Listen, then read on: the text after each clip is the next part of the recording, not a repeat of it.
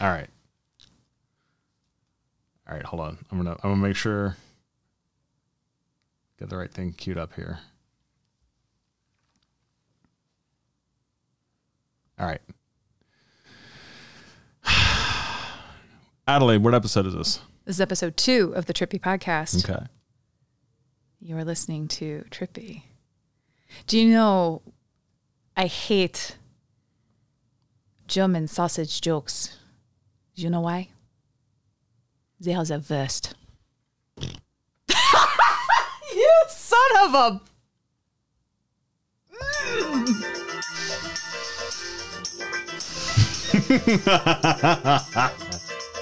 First, you make me promise I'm not going to curse in the first 10 seconds. I mean, thank you for not cursing.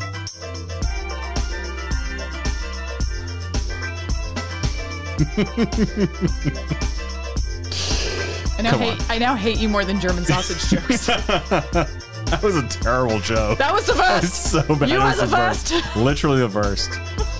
Oh, brother. Okay, well. Once again, you have met us on the airwaves, and you have met us on YouTube or wherever fine podcasts are sold. You are listening to and or watching us.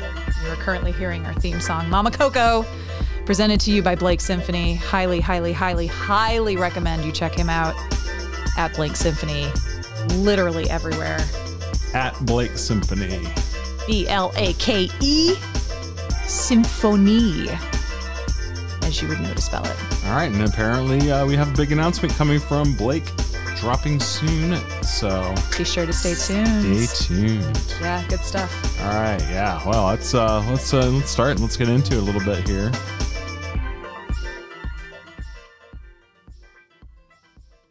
Her dancing is way better than mine, so I'm not doing it. Nobody wants to see that. Holy cow. I mean... No, mine's terrible. Our dance instructor liked it. You're pretty good. You're fun. You have your moments. When he tries to shake his hips, it's really cute. He does the white guy lip bite. What's wrong with the white... So bad. I just tripped on the chair. Move the chair. So the cat was trying to get my attention earlier. Welcome again to TripBee week number 2, episode number 2. Second podcast. We're so glad you're here with us. Hopefully be going out this week. Oh, yes. Yeah. Yes. Wait. Yes, we have things to do. We do. Well, first we should probably do intros, yeah? Yes. Yes. I am Adelaide. You are? Jim. All right. Adelaide Braddock. Jim Manning. That's right. We got some some feedback last time that we did not introduce ourselves long enough. I thought I talked about myself a good spell, but apparently people just love to hear me talk about myself. So I'm going to do it some more. Like that's one of the funny things is I'm like, okay, I want to talk about myself, but I don't want to talk too much about myself. And everybody was like, did you intro yourself? I'm like, well, what was funnier still was everyone was like, I heard Jim's intro, but I didn't hear Adelaide's. I'm like, I'm the one I know who that's talks. the even weirder part is like, I don't know. We should have focused on that for International Women's Day. Is like, why did that? No, I'm just saying. I know. It got I'm agreeing swallowed. with Wow, that's just typical. Yeah, holy.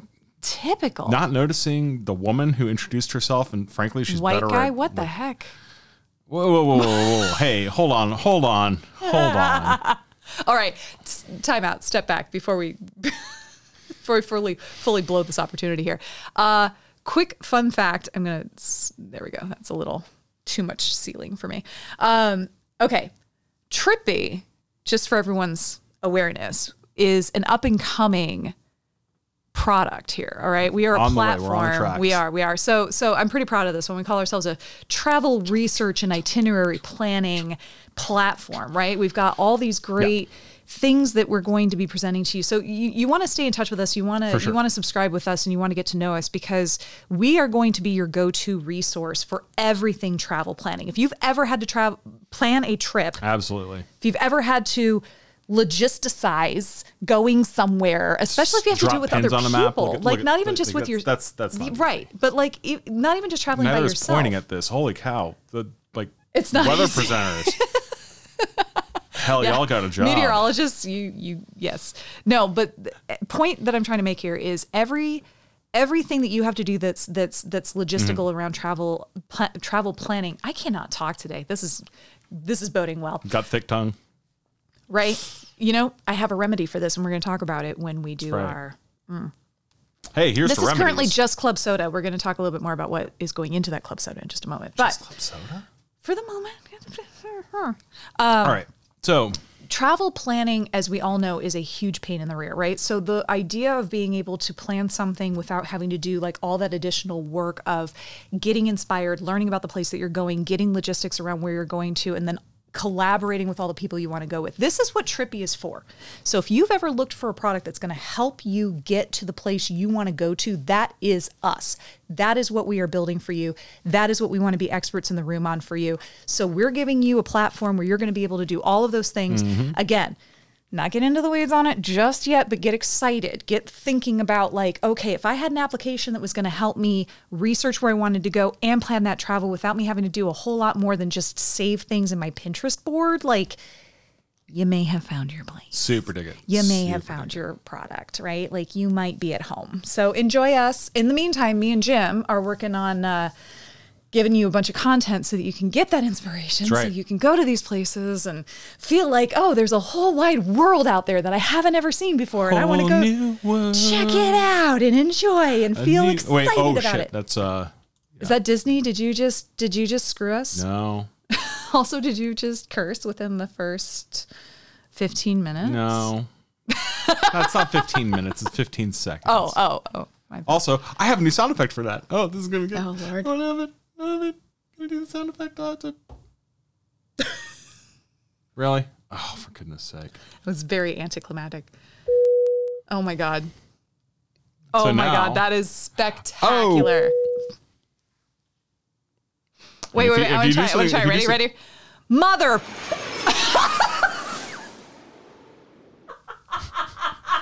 That was actually the wrong one, but I'll take it. Always do that. for that one, yeah, I should absolutely do that. I did have another one though. Now save it. Keep it a surprise because I haven't heard yours. I haven't heard these. He's been working on these sound effects all week. So I've been working on them all. Yeah, by all week she means I don't know 3 hours ago as I was like. I got to download something for this. Stop. Anyway, okay. So back to us, back to who we are. So I'm Adelaide Braddock. I'm the CEO of TripBee. This has been a lifelong dream of mine personally, just to run my own company and also kind of be in a space where like I get to be. You are like a boss lady. Boss chick. Boss chick. I'm Some people don't like chick. I think it's funny. I don't mind it. It doesn't bother me. I get nervous like anymore when it comes to using what could be construed as diminutive terms. Hey, look, as long as you call me the B word, we good. Like we're friends. It's totally fine. But no, this is, I'm going to say my name again because I feel like you want the intro to be long. Adelaide Braddock. What is your role at TripBee? Why don't you tell us that? I did like 3 times. I am the CEO. I am the chief executive officer. I'm a co-founder. I am the boss babe. I don't know, whatever you want to call it. I don't like being boss. There was somebody, it was my old boss actually at our previous company made the point in saying like boss versus leader, right? Like you look at the Egyptian hieroglyphic. There's somebody had made this meme a while ago. So yeah, the boss is the person sitting on the platform that's being hauled and the leader is the person standing at the front of the people hauling the platform. So that is actually a really excellent way of looking at that. I love it. That's a really, really good thing. Okay, great. So now who are you? Whoa. We need to dive into your background a little bit here. Like, it's like, talk about yourself a little bit. Okay. Intro. Bloody. We're going to have an hour of intro with like 10 minutes of content. People are going to be like, can I hear a little bit less about you? Shut up. What about me? What about you? Tell me about you. So you were born in Fort Hood, Texas, right? This is true. You're Army brat. I am an Army brat. Should I be doing this? Am I doing this? Is so funny because I'm like, my dad's retired, so I'm like, am I an Army brat retired? Like you haven't retired from no. Yeah. Well, I do appreciate. Actually, it is kind of funny. You were leading into this. Like my dad would always say like. if I tell him I wasn't in the military, he'd say, yes, you were, because like people in the military, families always treat their families as members of the military, because without their families, they can't do what they do. Right. So, or without the support of their families, I should say. So, I mean, there is a lot to that. And I appreciate that perspective quite a bit, because it is a weird sacrifice. I mean, you're living somewhere, in the best of times, you're probably living overseas at a foreign base, and that's the best part for me. Well, sure, it's the best part for you. You're not the one sitting there with a combat issued rifle who has to worry about shooting anything. I don't disagree with that. I will say like Army life is, at least for me, like military life, I really enjoyed being an Army brat growing up. Like I felt like, yes, it is hard to make friends. Yes, it is hard to keep in touch with people, but also like the people who were meaningful in my life during, as I was growing up, like they're still in my life. Like they haven't gone anywhere. Sure. I don't need to remember everybody all the time. So I guess that works out well. But it did help me get accustomed to being in other places and recognizing that, it is a big, big world out there. Like you don't even recognize how different and how open, this planet is, and how differently people live their lives in other countries. And you ended up getting that experience like when you were young too. For sure. Like from, well, not birth exactly, but not far from it. Yeah. So, Mom's always like, you started traveling when you were like 2 days old. And I'm like, all right. Yeah. Like that's it's amazing, because I'm terrified of flying, so we're good. You're not terrified of flying. You were terrified of flying. I had to work on it. But it's hey, you know what? It's natural fear. Lots of people have it. So. For sure. Definitely understand. But you can get over it. You can conquer it. Well, we should do an episode on that one of these days. Like how you got over your fear of flying and learned to love the bomb. No, that's no. Doctor Strange. No, let's not. I don't know the title. Too soon, dude. Either. Too soon. We got too many wars happening right now. Tell me about it. But no. So, no, you're right though. Like getting into travel as early as I did definitely formed my perspective on the world. And it's weird to me how like certain perspectives I don't like, I almost feel autistic in that perspective of not being able to register certain people's emotions, or not being able to register, like not being able to empathize with certain elements of things. Why did my computer time out? That's so weird. Can I time back in? There we go. Okay. No, my computer just like timed out. But that sense of being able to understand what people are saying when they say something, not just having that cultural connection, but just generally having a feeling about something. For me, it's weird how like so often I don't get it. Why is this such a big deal? So you think that's culturally ingrained, and like having spent formative years getting, bouncing through a couple different cultures, you think like maybe that's kind of shaped your experience around it. And it's like, I'm not sure if it's this thing from this culture or this thing from this culture. Maybe, is it something like that? Yeah. That's what I'm picking up. Don't let me talk for you. So no, I didn't, you're not. I didn't get the sense of, like here in the States, this is just a classic example that I default to, but like here in the States, we have a very strong opinion around drinking age, right? Drinking age is 21, period, end of discussion. And it's that way across the States, but we don't stop to think about why it's that way, or like where that came from. And culturally, that's not typical of most of the world. Yeah. Like we are actually quite late when it comes to drinking.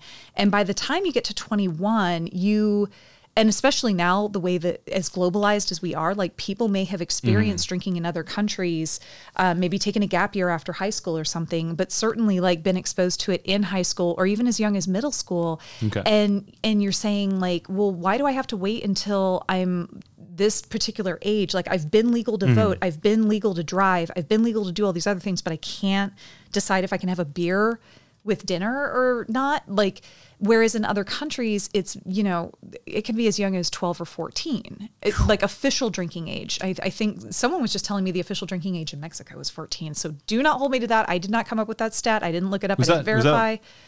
Omar O'Malley? No, it wasn't. It was someone who was visiting there. So that's why I'm like a little sus. Yeah, but at the same time, it's like, is that the official drinking age or was that just like kind of the acceptable? Because there are differences. There are places where it's like, oh, officially it's blah, blah, blah, but it's acceptable. Over the counter, you can, Right. But in like Germany, when we lived in Germany, kids drank. And I don't mean kids like children. I mean like first grade under or second 18. grade. No.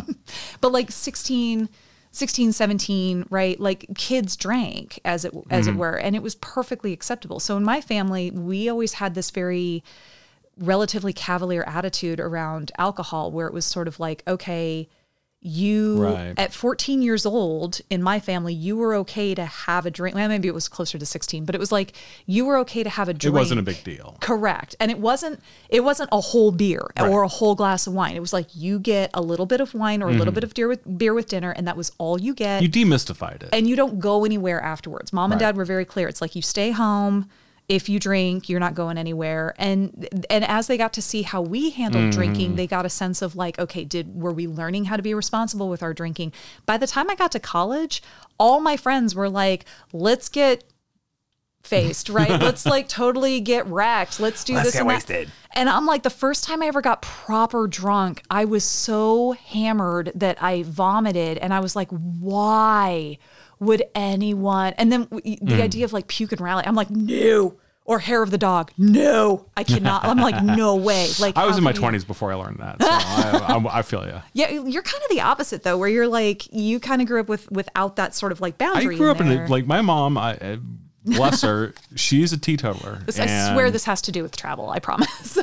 Yeah, we should probably round back to that point. But anyhow, but that was just an example of like where that sort of that mentality around certain things that like here in my own country and culture I didn't fully understand. And then because you didn't grow up, you grew up like in Germany and in Pakistan in a lot of very formative years. And so I get you. But then moved to the Midwest for some of those formative years. So there was a lot of like that weird dichotomy of like we literally moved to Detroit from Karachi, Pakistan. Right. Like that was so it's not like it's not like you're going from Karachi to New York City or something like that. It's like you're going from Karachi to or even LA. Or even LA. Sure. It's Karachi to the Midwest where it's like you don't have the kind of exposure that you do in some of the like larger Detroit, but like Northville. The suburbs, right? Like, yeah, exactly. Like we're not like I lived on a street called Whitehaven. Like, come on. There weren't a lot of, people who didn't look like me in my neighborhood. We'll call it that. Yeah, so. No, it's I get you there. Right. Whereas like all the kids in my class, I mean, when I was in third grade, my class represented, I think 12 different countries. Like, yeah, that's impressive. Yeah. And the best part, I have to tell this story really quick though, because this is great. The best part was we had one kid from North Korea and one kid from South Korea. So it was a boy from North Korea and a girl from South Korea. And I remember to this day, we had like a family day because we talked about it in class. Like we did country flags. And so we learned everybody's flags and we all had to pick a flag from a different country that we had to draw. In Worldle right now. Everybody wanted Japan because it was like just a red circle in the middle of a white piece of paper. It was so easy. I wound up with Pakistan, which is not as easy of a flag as you would imagine because you've got the crescent moon with the star in white and the rest of the thing is green. And then you've got like this white panel on the side. You're like, son of a... I'm coloring for days on this thing. So yeah. So anyway, I'm trying to picture the flag right now. It's a white panel, white stripe, like thick white border on one side, and then green for the rest of the flag. But then the center of it has a white crescent moon and a white star. Gotcha. So anyway, so we were learning all about each other's countries and everything, and so we were learning about the Koreas, and I knew because my dad had been stationed in Korea. That's another story for another time. But I know this one. It's a good one. We'll definitely have to use in my family. We'll have to use this one absolutely, but just some other time. When we interview the director of Choreo Tours, I think that would be a good one. But anyway, so the two kids' families came to school on Family Day, and my parents and I were standing in my classroom because we knew, and I told them about these kids. And my dad was like, well, this should be interesting. My dad happened to be in town that week. He only got one weekend a month to come visit us in Karachi because he was living in another part of the country working with a group with USAID. So he came to visit.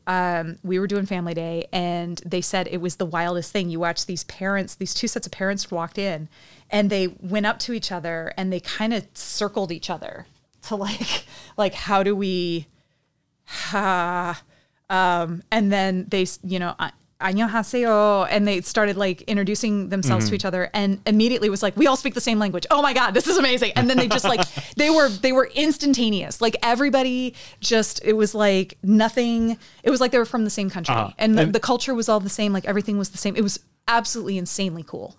Such a fun moment for me. Nice. Yeah. That's like, I can imagine where, I can totally tell where a formative, like that would be a very formative experience. And Right. Especially when it comes to the world of travel and the desire to then do so. Because I feel like I kind of had the same thing where it's like, I got my desire to travel young from the fact that my dad lived in multiple different cities around the country. You started traveling young by yourself. Yeah. Well, it was like I was taking an unescorted by adult flight at 6. Yeah. Yeah, my first alone flight was 6 years old. That from blows my mind. Tampa to Houston Intercontinental Airport, and was it a direct flight? It was. Okay. It was. And I can plug the airline because they don't exist anymore. But it was Continental. Oh, I miss Continental. I kind of do too. That was a great cool airline. So was Northwest. Those were both awesome. Oh yeah. Well, I don't think I might have flown Northwest once or twice. Northwest was the first airline. The only airline I took unaccompanied as a child. To Alaska. Yeah. So now I have family in Alaska, Right. just for the record. I got family everywhere. Don't even ask. you do. Yeah, that's another story for another time. Moving on. Yeah. Glossing. So yeah, but you were like on your own traveling to visit your dad. Yeah, so I guess I'll dive in here to my introduction then. There you go. I Let's suppose. do it. And Have this feels very natural. I like this. See, I told you I had this. I told you I had this. Nicely done. Well played, madam. Jim Manning, Chief Content Officer. I'm the person responsible for organizing these podcasts, so blame me. Send your complaints to someone else. No, podcast. You can send them to me. It's fine. I'll be here. Send your feedback to podcast@TripBee.com if you have any articles or pieces of interest that you'd like to discuss or questions for us. We'd be happy to. Or if you would like to participate in an interview with us. That too. If you've got some good travel, Are we're gonna need not receipts. even? Are you the expert in the room on something travel related or not? Travel adjacent, maybe. Yeah. Maybe pilots, flight attendants, air traffic controllers. Oh my God, I want to interview an air traffic. Yo. Anywho, all right. Focus. Podcast@TripBee.com. Focus up. Anyway. We'll say it again. It'll be in the links at the bottom. Not going anywhere. So yes, Jim Manning, Chief Content Officer. I am responsible for this as well as other things. I am also your co-host, obviously, on these podcasts that we're going to be doing roughly weekly. We're still, as you can tell, we're not super tight right now, but we're getting there, and it's all good. And Never apologize, never explain. It's all good. People like to hear us bloviate, and I'm like, all right, fine. Because I like to bloviate. Oh my God, no! She's like, just ramble, just go on as long a tangent as you possibly can. She was saying this just before we got on here. I don't have any Makes me receipt. sound like a fiend. I never said that. I want to hear your words. No, it doesn't even make sense. What are you, hourly? I am. What's 100,000 times 0? Anyway. Glossing. No, but back to your travel history is interesting because product of divorce, as many kids are. Sure. So you had a mom in Tampa, a dad in Houston, but your dad. He actually got out of Houston. I guess it was 10 or 11, and moved to New York City. You were 10 or 11. I was 10 or 11. Okay. Yeah. No. Yeah, I was 10 or 11, and he moved to the city of New York, and that was and like from there it kind of just took off. I was already used to flying on my own with my little sister, who's just a year behind me. And so we go out and see him every summer and Christmas vacation and whenever mom could get rid of us. And yeah. And then like I got a taste for New York City and I was like, oh, this is pretty cool. And then he moved to Richmond, Virginia, which, was neat. We'll go with that. But yeah, so he started bouncing around the country a bit. And I got to see, New York and environs. I got to see Richmond. Where the hell else did he live? San Francisco, which I tell you, San Francisco back when I was a early teenager. In short shorts. In short what? Short shorts. Short pants. Short pants? There it is. Knee pants? Yeah. When I was in knee pants? Yeah. When you were in lederhosen. Yeah, no, I'm old, but I ain't that old. Shut up. Anyhow,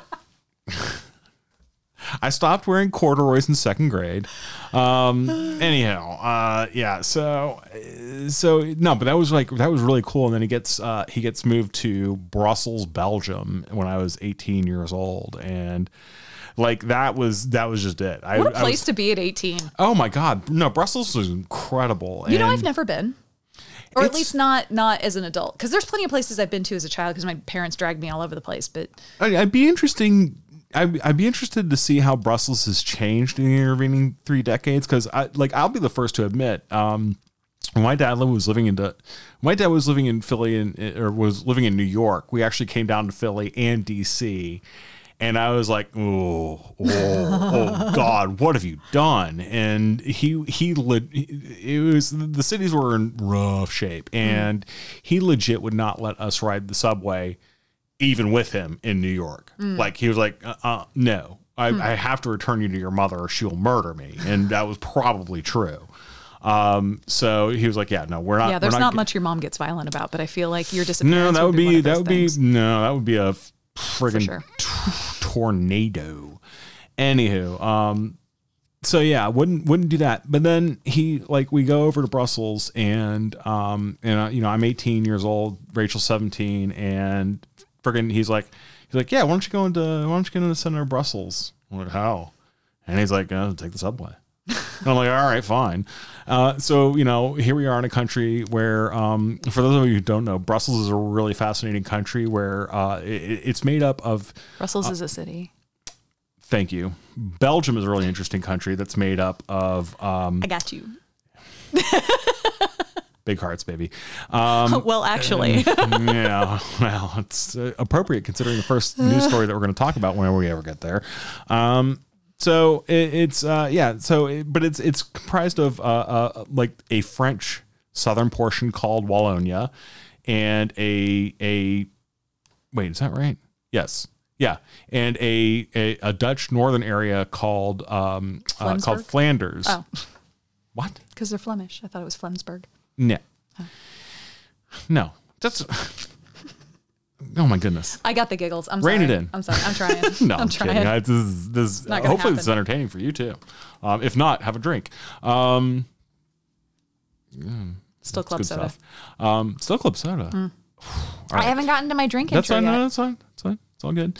Anyhow, so the only thing that the Walloons, the French-speaking Belgians, and the Flemish, the Dutch-speaking Belgians, and yes, they are Flemish, though it's Flanders. I don't get it either, but I didn't make it up. So talk to them. Anyhow, the only thing they hate more than each other is the countries from which they were descended, is how it was described to me. Don't at me, bro. But no, like seriously, it was one of those, and I think back then they're like, my dad was even like, yeah, they've gotten close to civil war every once in a while. I don't know how true that is either. I had a friend from the Netherlands. Oh no, where was Jan from? I think he was from the Netherlands, but he had described to me one time the difference between the languages, not the cultures, but the languages of Dutch, Flemish, and German, because these are all very closely connected languages. And I always thought that was really funny. But his was his assessment was that it was the number of words it took to get you to the end of your sentence. And I don't remember.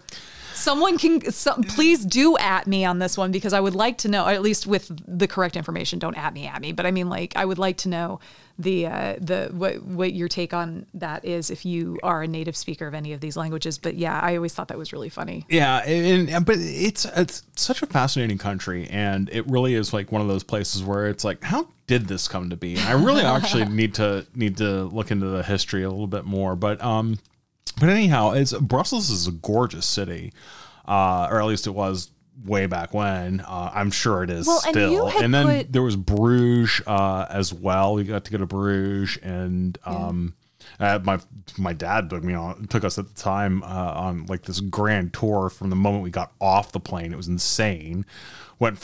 Drove from Brussels to Luxembourg to where we like promptly knocked off on our jet lag, and then so we spent the rest of the afternoon in Luxembourg, then drove from there like through France to Lucerne, Switzerland, where we spent like a long weekend. And oh Jesus, Switzerland is just ridiculous, folks. I aspire to have that kind of money to be able to be like, yes, I'm renting a chateau in Lucerne.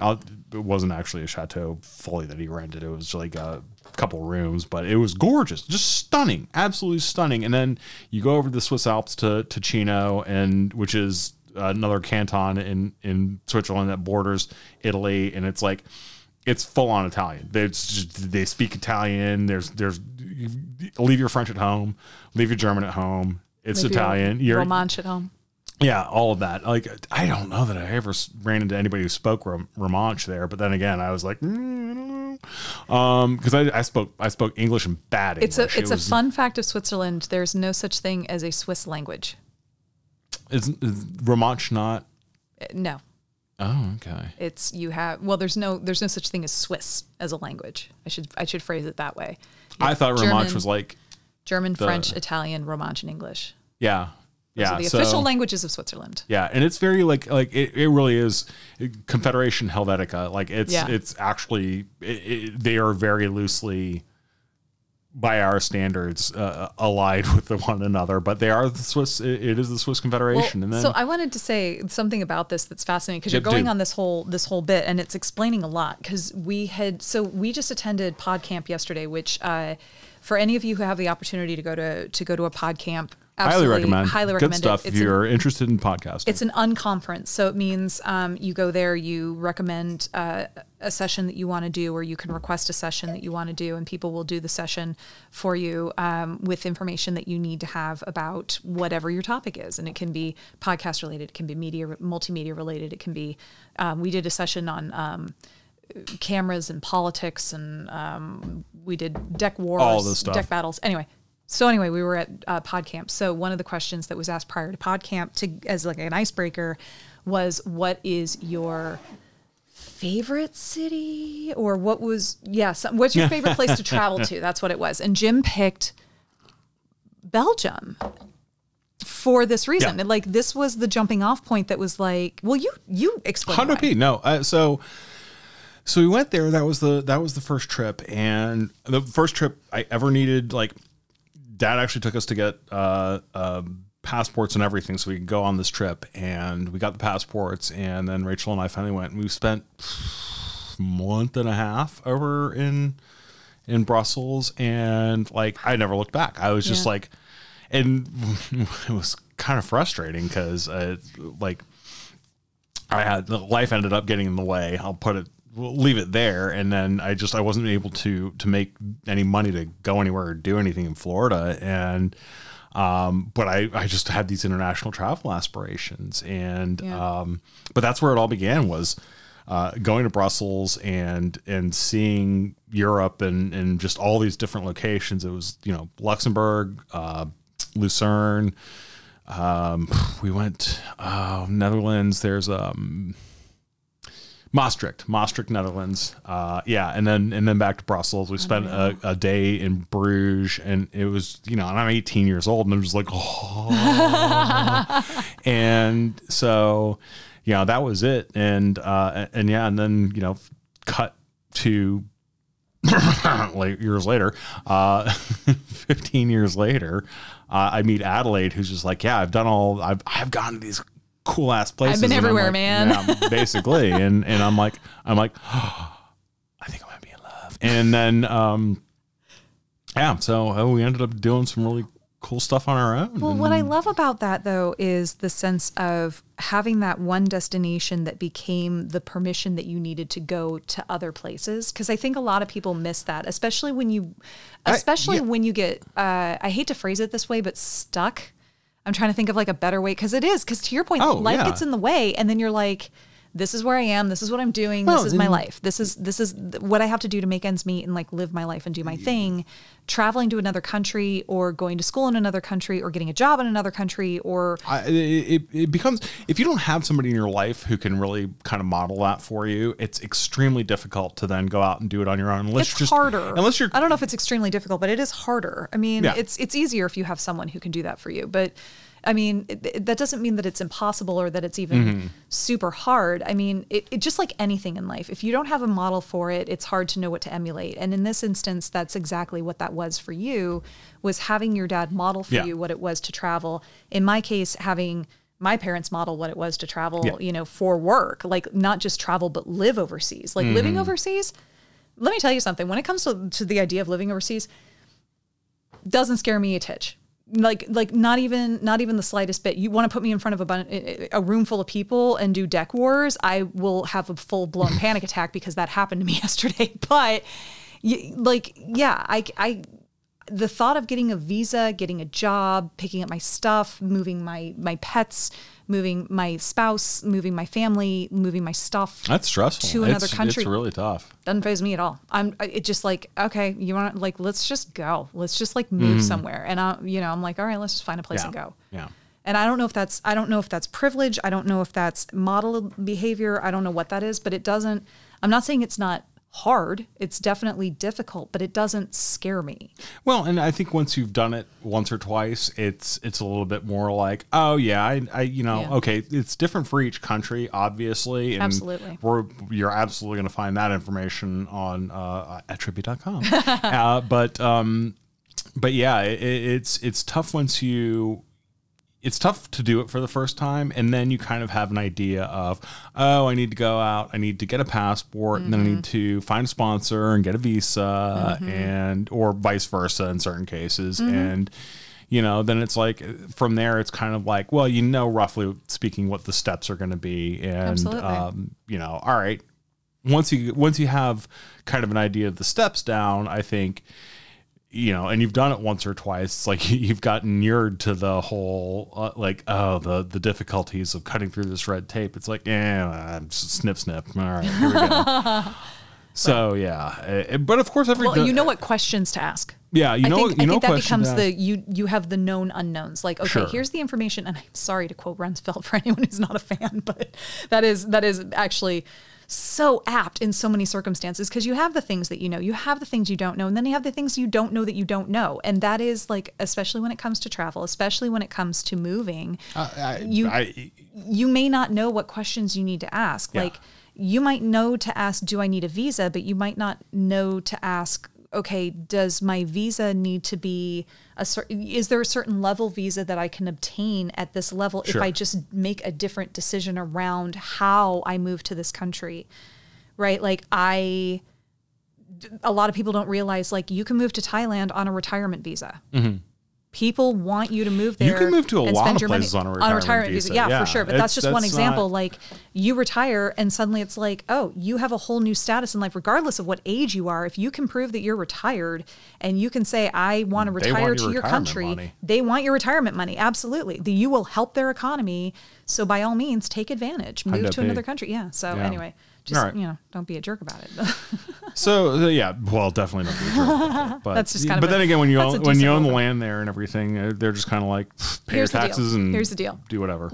I'm going to make this statement here because I feel like this is important now that we're in our second episode of TripBee. But TripBee has a very well-stated value, and I will always come back to this whenever we talk about things. And don't be an asshole is just like one facet of that value.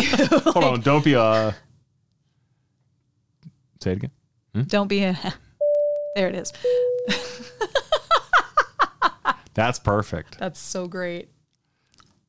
But the idea of being basically human, right? Like engaging with your humanity. Our value is humanity. We value humanity above everything else. And our objective is we want people to recognize their humanity, but also see the humanity in others. So that's the whole point of travel. Yeah. Recognizing that we're all humans, recognizing we all engage in the same behavior, recognizing that we all have the same values. We're all basically the same. And right. We all have the same priority of needs, to get by in life. So that right there is step number one in having successful travel when you go anywhere. Sure. So I think that's something that baseline Jim and I really got to encounter at an early age and are thankful for both of our families for giving us that opportunity and then to ourselves for running with it. Yeah. So wait about that up. That's nicely done. Well, right. before we jump into our next section where we're going to talk about what we're eating and drinking, which is one of my favorite things to talk about, I just want to give a quick shout out. We're going to shout out to the Jason podcast. If you have not listened to the Jason podcast, you must check it out. It is a Dominican man and a black man from New York, just giving you the world as they see it. These two are amazing friends of ours. They are wonderful human beings, and let me tell you, when it comes to humanity, you're going to be hard pressed to find more human people than these two. So for sure, check out Sincere Da Vinci and Jay Hondo over at Jason Podcast. It's JAYSIN. They are available on SoundCloud and wherever other fine podcasts are sold. I know I already used that line, but I really like it a lot. It's fine. It's a good line. It's a good line. Now, and these dudes are like, they're tuned in too. So for sure. They are,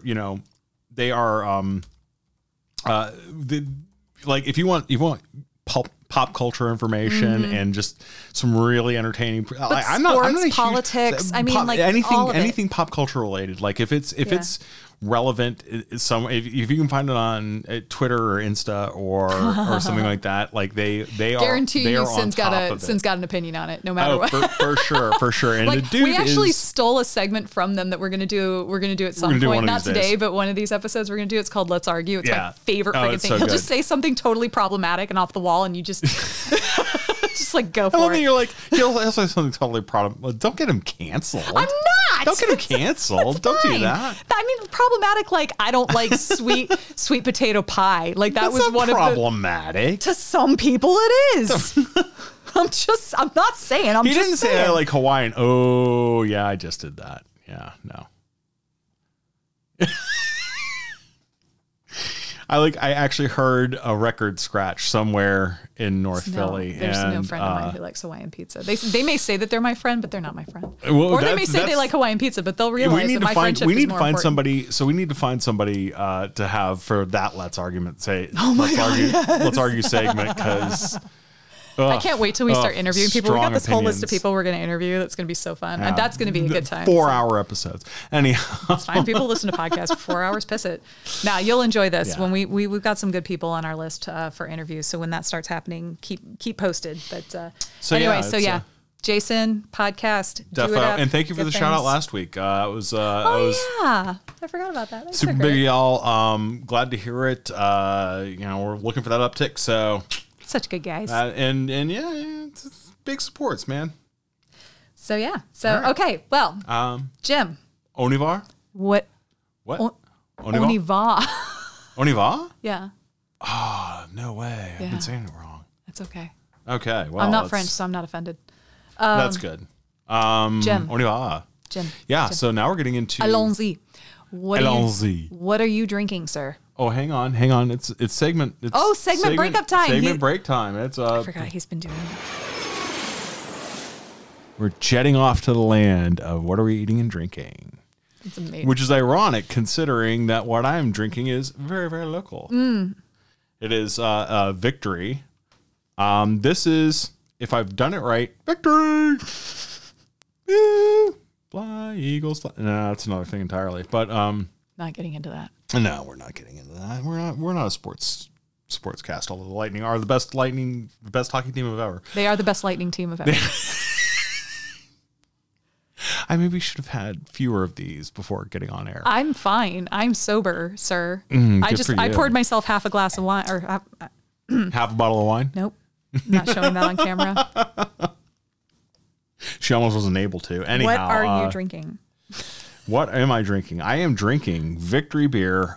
It is the longer you the lager you wait. There it is. Thank you. You're welcome. I got She wasn't even there when I bought this stuff. No, but you told me about it, and I can see that you're struggling, so I feel like I need to help. Ow.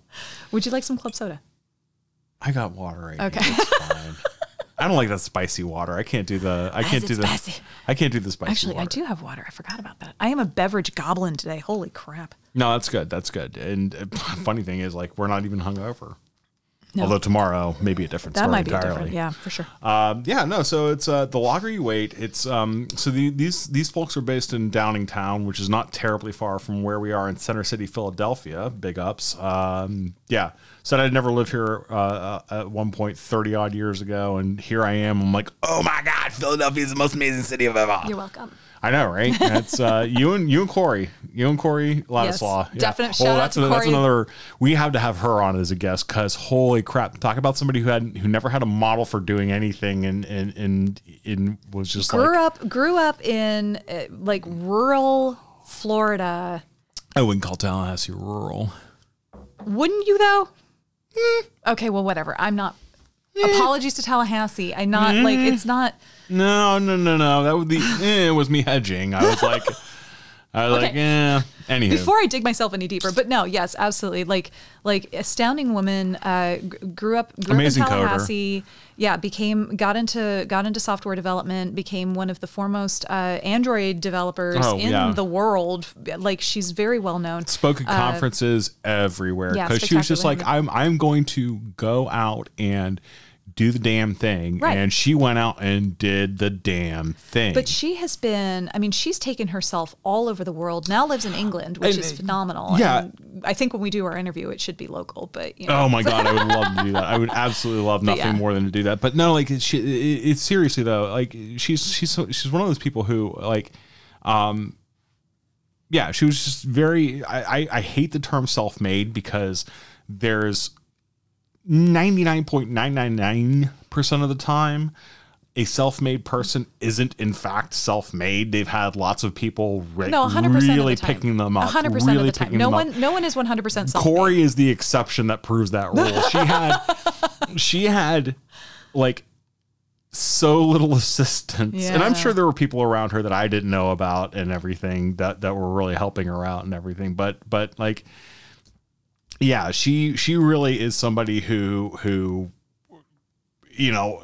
largely bootstrapped herself to the point where she got to. And it's like, I don't know how you did it, but that kind of determination is something that I aspire to one of these days. To quote my favorite Mel Brooks film of all time, Robin Hood Men in Tights, she is headstrong and cocksure.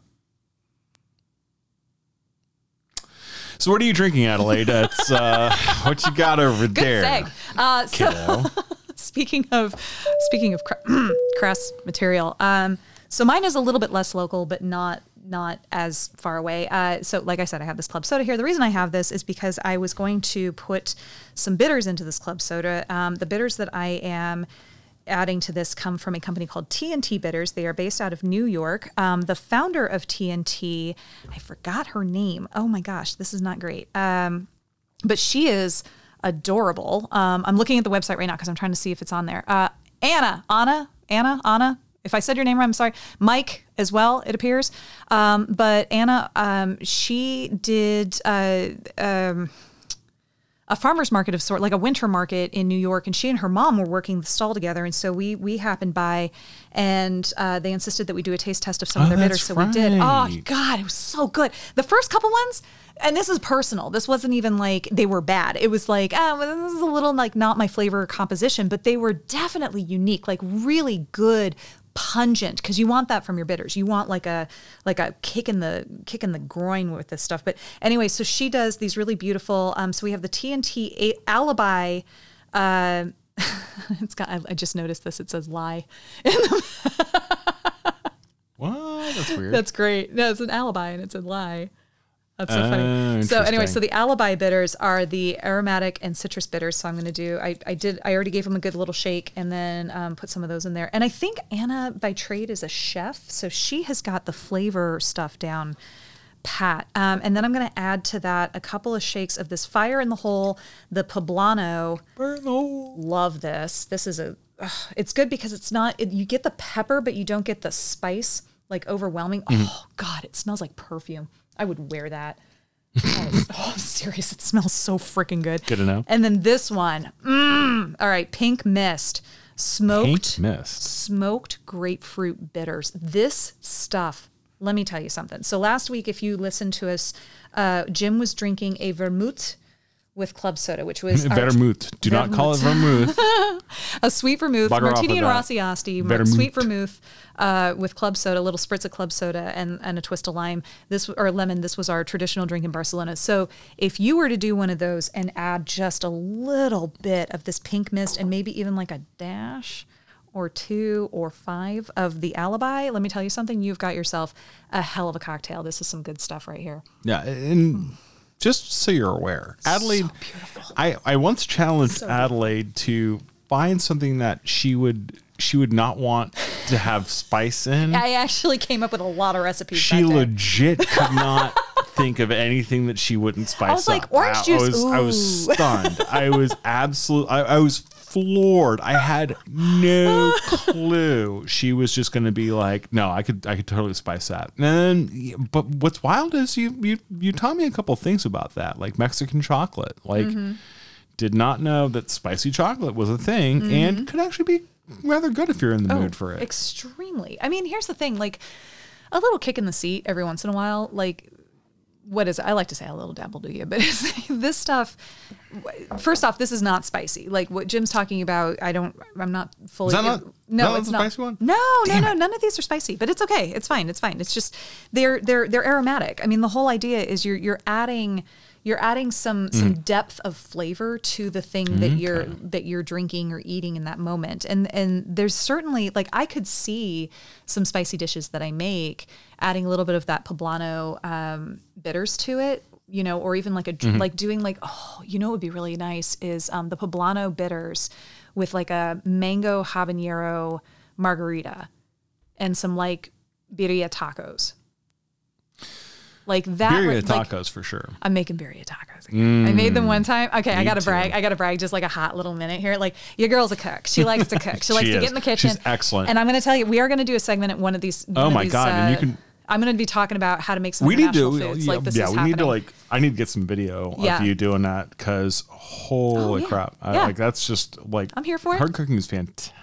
And she picks up dishes from wherever. She's just like, those ingredients, how lovely. I'm gonna friggin' do this. Look, like, it cracks me up because people are like, Chinese food, I'm just gonna order takeout. Look, you got eggs, you got tomatoes, make yourself some egg and tomato stir fry. And it's amazing. It's so like, easy. it's one of the stupidest, like, easy recipes on the planet. Little and ginger, just like, little garlic, maybe some onion if you're into that. I can't do onion, but you go, you do you, boo. But I'm just saying, like, all these foods are so easy to make. And really, it's, it comes down to like prep time, and a lot of people get put off by that. But here's my thing is, for me personally, and take it for what it's worth, I do not have children. I have a lot more time on my hands than a lot of people who have to get to things, morning, noon, and night. I work from home, right? I'll grant everyone that. You're only building your own company, but as it were. But you know what though? That included taking the time to go in the kitchen and like make up a big dish of chicken karahi is like. It's easier when you don't have to be worried about the office, and you just get to get away from it and actually do that. But I just shut it down at night. You're a cook by flavor person too. For sure. Like a true international cook. So it's like, how much of this? I don't freaking know. What are you talking about here? Roaming Chef. If you've not watched Roaming Chef's videos, you should watch some of his videos. They're so great. Also, we should invite him on. We should. But I actually did his butter chicken. I made his butter chicken, and I made it with my own homemade garam masala, and it's the best. it bammed my cooking up a notch. Like that was insane how much better my food was. Just the method of his where it's like quick time, like tomatoes, roughly chopped, done. Onions, roughly chopped, done. Garlic, ginger, make a paste, done. I'm like, I could do that. I could do that. I could do all these things. Oh, let's go. Like done. And then you just sprinkle the stuff on. And I'm just watching how he's sprinkling the stuff on. And I'm like, I can do that. And that's why you got to tell yourself when you're doing it, I can do that. Yeah. What helps is having someone like you around who, when I'm making something and I'm unsure of myself, you automatically come in. You're like, I trust you implicitly. Full faith and confidence. He tells me this every time. And I'm like, it's insane. Okay, I can breathe a little bit. You're like 2 or 3 dishes that were legit. Literally 2. I'm only giving you 2. I'm not giving you 3. That's fine. I made mussels one time with the wrong beer. Don't do that. Don't do that. Work so well. Not so great. And then there was the rice. The It was so salty. Yeah, it was so salty. Like don't sea salt rice, as in it was cooked in seawater. It was a little not good. It was a little rough. It was impossible to eat. Like I was it was like, bad I was like, no, to this isn't so bad. Please, where's my water? We both tried. Got an IV. We gave it the college try. So anyway, Gatorade everywhere. Okay, but back to. So we will talk more about international cooking and just how easy it actually is and how inexpensive it can be, like getting yourself to the market and buying. And if there's things that you're not into, it's very easy to switch out ingredients. But I'll tell you, one of my favorite things, and we'll talk about this as well, is introduction to new flavors that come from new ingredients. Okay. There are plenty of things I don't buy at the market because I don't know what they are and I don't know what they're going to taste like and I don't know what to use them in or how to prep them. But I'm legit surprised that that's the case, but okay. I didn't know what Jerusalem artichokes were. Liz, I'm so sorry. So watch our friend Lizzie Mack. She's got her own YouTube or TikTok, and she teaches you how to make Jerusalem artichokes on there. And I had no idea what those were, and they came in a box of stuff from a farm because we live in Philadelphia. You get CSA, a community supported agriculture, so we got our CSA box and we had Jerusalem artichokes. I was like, what? But it turns out you boil them, you mash them, you pop them in the oven with some oil, and they come out like crispy little potato pancakes, and they are freaking delicious. Yeah. Oh my God, it was so easy. I was like salt and oil. And that was it. I was like, delicious. Wow. That is tasty. I do remember this now. Yeah. That's good stuff. All right. So anyway, yeah. Very Sláinte. Cool. Sláinte. In the honor of St. Patty's Day, which is coming up next week. Yeah. Oh. Gorgeous. All right. Anna, Mike, thank you. Anna, thank you so much. This is great stuff. Look forward to hopefully chatting with y'all too about your company someday. All right, let's jump into some news stuff because we have a big week. We have a big week of stuff. We're getting into. We got spring break, International Women's Day, St. Patrick's Day. It is just hopping this time of year. Things are starting to get. What happened this past week? This past week. All right. International Women's Day was marked with annual protests around the world, even in countries that tried to stop them like Turkey, Iran, and Pakistan. Globally, women are protesting for equal status, equal pay, equal treatment under the law, and the right to make decisions for their bodies. The day has traditionally socialist roots, but was officially adopted by the United Nations in 1975, great year, as a way of bringing attention to women's issues through annual themes.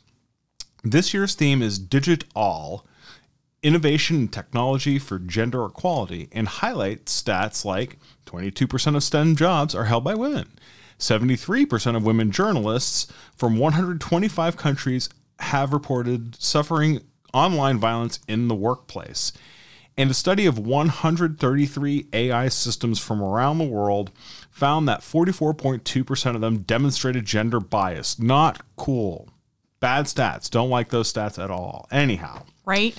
To combat these issues, the UN is calling on governments, activists, and the private sector alike to power on in their efforts to make the digital world safer and more inclusive and more equitable.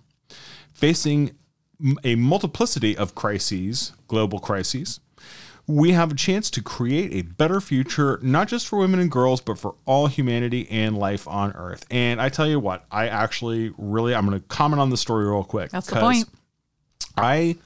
I love this story, and it's to the point that we were making earlier about the core mission of TripBee. It's this really strikes to the heart of it. And this isn't a political issue, folks. Human rights, a person's right to exist and be themselves, is something that really is inalienable. It's one of those things where everybody should have the right to be who they are and be true to themselves without having to worry about fear of retribution, frankly, from the government especially. Like, that's something that you should... To whom they pay taxes. To whom they pay taxes. But no, seriously, it's a, you know, and it's a serious issue in some parts of the world. It's a serious issue here. Oh, it's a serious issue here. Well, I mean, we're a part of the world, yeah. I mean, you say that like there are parts of the world where it's not a serious issue. I mean, the reality, and I'm sorry, I don't mean to say that like, dang it, Jim. Are you going to a well, actually? No, girl, is Joe. I will kick you under the table. Nah, but I mean, you're spot on. I mean, the whole idea here is it doesn't matter where you fall politically. I don't give a crap. I don't care who you vote for. What I care about is why you vote for them. If your whole justification is you think that people deserve better treatment than others on the basis of their gender, on the basis of their color of their skin, on the basis of their religion, on the whatever it is, the fact of the matter is that's not equitable. That's not okay. That's not humanistic. And that's not what we're about. Let people be who they are. There's nothing, you know, like what does it really affect you? Does it really affect you? That's all you have to really ask when it comes to these things. You know, it's are you letting it affect you? Why are you letting it affect you? Does this issue actually affect you? Is there something about two people going off and being themselves somewhere else? Does it have a direct and negative impact in your life? Or one person going off and being themselves, or three or five or whatever, right? Does a group of people going off and doing their group of people thing, you know, are they throwing stones at you? Are you being actively pursued? If neither is the case, it's like there's a good chance that them doing their thing, whatever that thing may be, is just fine. It's not affecting your life in any way. But that's my soapbox. Definitely go to Jason Podcast for the more political stance on this, because they'll have some good things to say on that. But the reason why we included this in here was International Women's Day is imperative as a day of understanding, you know, taking a moment to look at the world and see where we're at. More than anything else, like for me personally, like I kind of get down on International Women's Day, and I feel bad about that. Like I look at it, I'm like, oh, we have so far to go, and you know, and to be truthful, I mean, you did there's a lot of inequality out there. Jim took a good minute and gave me a really solid pep talk around how I was feeling about this, which was necessary, but not everybody has that. The bigger thing to remember here is for all of the progress that we do make, it is very frequently, you know, 2 steps forward, 1 step back, and in some instances 1 step forward and 2 steps back. If we're not including the world in our purview, though, we're missing out on a massive opportunity as humans to be humans to one another and see the world the way that we want to see it. Going to some of these countries, if I may, Pakistan to Americans is backwoods. People think of Pakistan and I know what they think. I know what they see in their mind's eye because they've told me. And the reality bold statement, but okay. No. I'm just telling you of what people have told me. Okay. But what I know of Pakistan is it's a very progressive in a lot of ways. I mean, like technologically progressive, well-built country. I mean, there's some fairly decent infrastructure. There's some problems, but the same could be said for the United States. Sure. But the people are amazing. They're gorgeous. The food is incredible. The music is wonderful. The culture is astounding. The colors are insanely cool. The northern part of the country is lush, absolutely gorgeous. I mean, we went to Lahore for Christmas, and if I could tell you, like, it was some of the most beautiful country I've ever seen, like Shalimar Gardens. That's up in the Himalayas, right? No, it's not. No, it's not quite that far. No. But it's definitely like if you think about, I hate to phrase it this way, but like colonialist era, like if you have that image of like the giant homes on like big plots of land with like, you know, the croquet yard and the tennis court on the grass and like all that. I mean, they have like all these places like all over, and they're just homes that people live in, but they're also hotels, and they're the consulate general's house was a lot like that in Karachi. But But all these different places are just very, like look up Shalimar Gardens. It's one of the largest, oldest gardens in the world. They have one of the oldest hydraulic gardens in the world. It's absolutely stunning. And there's just really cool trees that you can climb when you're, 9 years old. Like, it's pretty fantastic. But like, that's cool that they let you climb the trees too. Oh, for sure. But I mean, that's the whole thing is it's like, it's not as repressive as people think it is. And that's the whole point is like, even from like a humanistic perspective, but it's not backwoods. That's the other thing to remember is these are people living their life the same way that you do. I'm sure there's not a whole lot of difference between Karachi, Pakistan and New York. Like truthfully, like there's a lot of similarities not just from what I remember, but from what people I still talk to in the country tell me, right? Like, yes, it has its problems just like we do, but having that perspective of like, okay, what can we do to help, or what can we do to like see the space the way that's like healthful for us and healthful for those who live there, because we're going to miss out on that. Like so many people are never going to have the chance to go see Pakistan and enjoy the beauty, ride camels on the beach, go, climb trees in Shalimar Garden, right? Like do all the things that you can do. And again, this is the perspective of a white kid who lived there, 30 years ago. But just that idea of like being able to go to a country and feel safe in the space and be able to see it for what it is. Like there are plenty of people who live in that country who want that for you. They want you to be able to come there and feel safe and just enjoy and spend your tourism dollars and like go enjoy that space and feel comfortable walking around their own homes. It's kind of back to that what we were saying the other day. The last podcast was like, people want to meet other people and people want to show you where they live and work and play, and they love it. They think it's really fantastic that they get to live and work and play there, and they want to learn more about you, and they want to show you all the cool things that they have to show you. And because we all have our cultures, and we all have our the things that the places that we are, the places that we get to do the things, and we're all kind of proud of it in our own sort of way. You know what I think of? Yeah. What's that? I think of, do you remember Monsters, Inc.? That movie? Oh my God.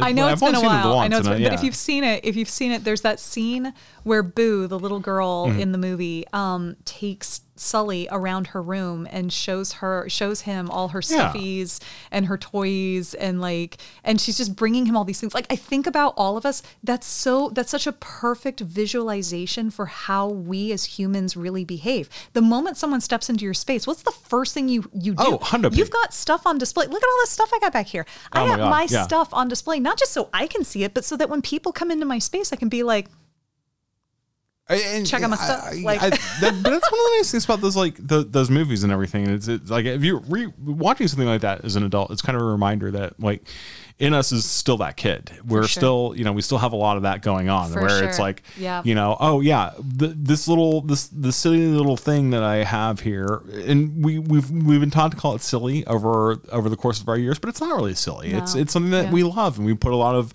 effort into and a lot of, just kind of like our pride in it. And we do the same in our spaces, and we do the same, and everybody does this. Like we're all just people doing the same damn thing wherever we are. We're just doing it a little bit differently. And it's like, no, this is the way I do it here. Why don't you tell me how you do it there? And, can I go see what, how you're doing it there? And I think that's really kind of a universal trait for humans is they're very happy about the places where they are in many instances. And they want to show and be like, they want to show and tell. Yeah. And we got on this subject because of International Women's Day. Yep. Because it's easier to show off a place where you live when you're proud of the way you treat your people, in my opinion. For sure. If you can point to the way that you treat, especially the marginalized people where you live, and be proud of that, I think you're more inclined to show it off. I think you're right. I think you're absolutely right. That's when it's my like when you don't have to be like, that little bit over there. Maybe we just ignore that and then just pretend when you don't have to do that, you're going to be way happier about. What is that? Oh, it's a drag club we shuttered. Come on. Yeah, not a great look. Not a great look. All right. Next, we're not glossing, but we're saying you've heard us. We're going to get off our soapbox. All right. You. Yeah. There we are. Speaking of springing forward. Nice seg. Good seg. Good segue. All right. It'll work. We'll do it. We'll live with it. So in Spring Forward just happened, as we are all aware, last night. In most of the United States and Canada, who's pretty much indexed to the U.S. for somewhat obvious reasons, Saskatchewan and Arizona remain on standard time, but, and this is good to note, especially if you are a road tripper like we are, Native American reservations in Arizona are free to do as they please. So there are actually sections near the Four Corners where you can change your clock up to 7 times by traveling through various reservation enclaves and exclaves. So keep that in mind. Most of Mexico stays on standard time after the country, in my opinion, rightly, banned daylight saving time in 2022, except where border communities choose to observe it. Most of Europe observes DST, called summertime there, from the last Sunday of March to the last Sunday of October. Where DST is observed, it usually coincides with summer, so the locales in the southern hemisphere that change their clocks move ahead around the time that we fall back, and vice versa. Both the EU and the US are considering doing away with DST altogether, which, oh my God, are we in favor?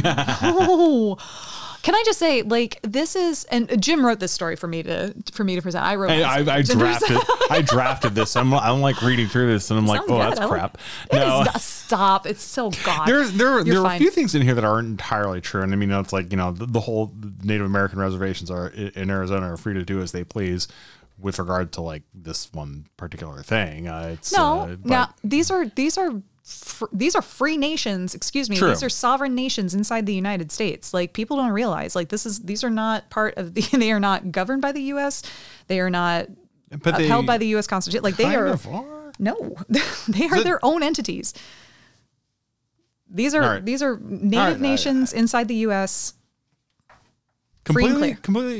I thought the Department of Interior had jurisdiction of the land, of the parks, maybe. All right. Well, here's a blind spot, folks. So, big blind spot. Shoot. Okay, we're gonna jump on that one. Yeah, we definitely need to. So if you are, I'm definitely making a note. Fix me, please.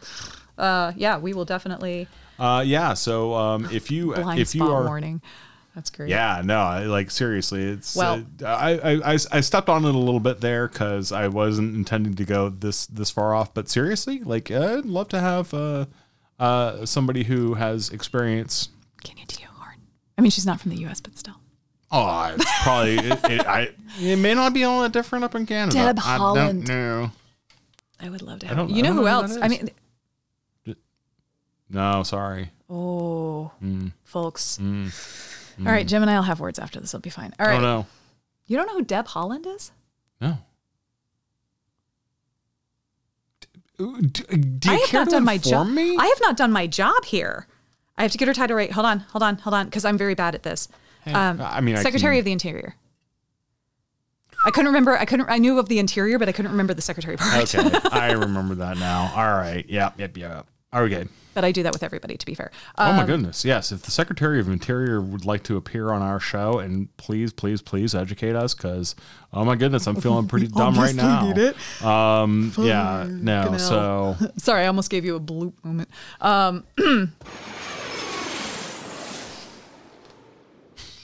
I just look like rancid angry when I do that. No, so okay, but yeah, it's so let's get back on track here. Yes, please. But, so anyway, no, but the point about daylight saving, that's daylight saving.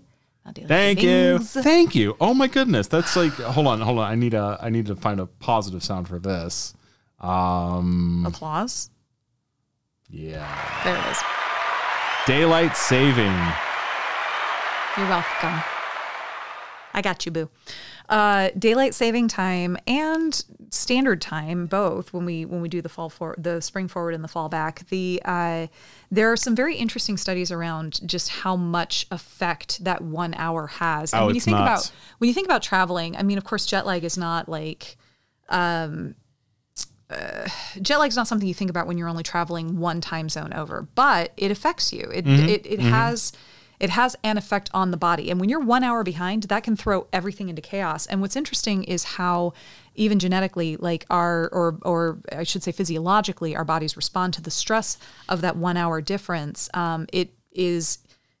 attributed to being a signature cause in a higher rate of heart attacks, cardiovascular issues this time of year.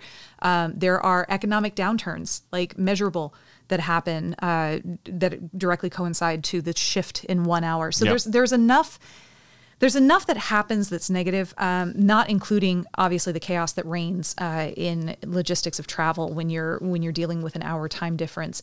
When the hour stays the same across time zones, that's one thing. When the hour shifts on you as you're traveling, that can obviously throw things a little around. So having to pay attention to itineraries, knowing when you're landing, knowing when you're taking off, knowing that the airline knows what time that's associated, right? This is asynchronous with the rest of the world. So the United States Also and true. Canada change on the same time. And where I said, that bit about clocks being changed in the southern hemisphere and such, it's around the time. It's not the same time. Like Australia and parts of the parts of Australia that do change, and it's not all of Australia either. Because of course, why would it be? No, it's not all of anywhere. In fact, it's the closer you are to the equator, the less likely you are to account for daylight saving because the sun goes down more regularly. 12 hours. It's closer to 12 hours year round anyway, so you don't care. So, there's very little variation in sunrise and sunset time. Period. But it's like Australia, I don't think is changing now, and the EU doesn't change until the final Sunday in March. Sounds about right. I thought I had it noted in here. I guess I got. They're usually right like there. a week, maybe 2 weeks behind us. Typically, I'm trying to remember what our friend and I. It's right here in the story. It says, they go last Sunday in March to last Sunday in October. So that's your summertime over there. And then you have just standard time offsets. Like what is it? Nepal is Oh, like dude, 45-minute offset favorite. or something. Okay, we'll do like a whole thing on this at some point. I don't know that this time is zone nerding out. Yeah, we should totally do a thing on that. There's parts of the world where you have standardized offsets of like 15 minutes, 45 minutes, a half an hour. It's very wild. So it's good to know that stuff going in. I think Nepal is the big 45-minute offset that I think of. So But bizarre like to me. Iran's a half-hour offset. India, I believe, is. Which offset means like if you're looking at the clock and it's noon, where they are, it's 6:30. So like if they're 6 hours ahead. If you're in Iraq and it's what are they? They must be closer to 9 hours ahead. So it'd be like 9:30. I'm looking at a map it's something right now. like that. It's like if you go to, but if you were like crossing from Iraq into Iran, for example, you would be going from 11:30 to 12. Like that. It's just so that's a half hour. As they say in offset. China, Mia Weishima. No why. There is a why to that though, and I actually know it. I actually know this. So we're not going to do another segment another time. Jim's going to say it right now. Okay. Well, in that case, it's because of their situation in the time zone. So this is a really fun, really fun, super nerdy fact. But because the English really set everything up for us. Thanks. They have Greenwich Mean Time as the basis for which all time is basically set on this planet. And that's just the actual kind of truth of how it all went down. Although China was like, piss off, we're making everything GMT +8. So, yeah, China, the entire country of China is on the same time. So like you have places where the sun, rises at 6 in the morning and places where sun rises at 10 in the morning because it's all the same friggin' time.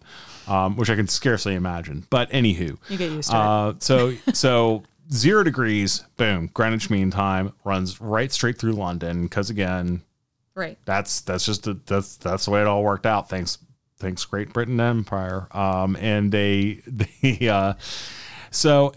they said the world's 360 degrees. So if you divide that up 24 times, it's 15 degrees around the globe each way. Okay. So what they did was went 7.5 degrees either direction. So 7.5 degrees east is where GMT +1 is supposed to begin. Okay. And then you add another 15 degrees to that, and you're at 22.5 degrees. Oh, God. I see where this is going. Yeah, is where GMT +2 begins. Right. And so on and so forth. Now, when it comes to countries with half-hour offsets, and this is like exclusively half-hour offsets. This is wild. If you're on one side or the other of that dead center of the time zone. This is my fault, by the way. I thought this was going to be a quick explanation. I don't know why. No.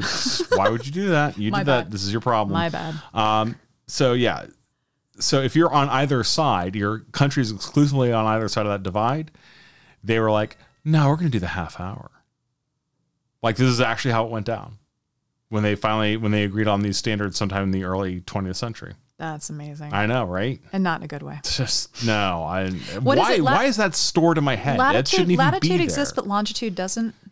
Is that right? Degrees of latitude actually exist. I mean, top down on the planet, because we have a top down.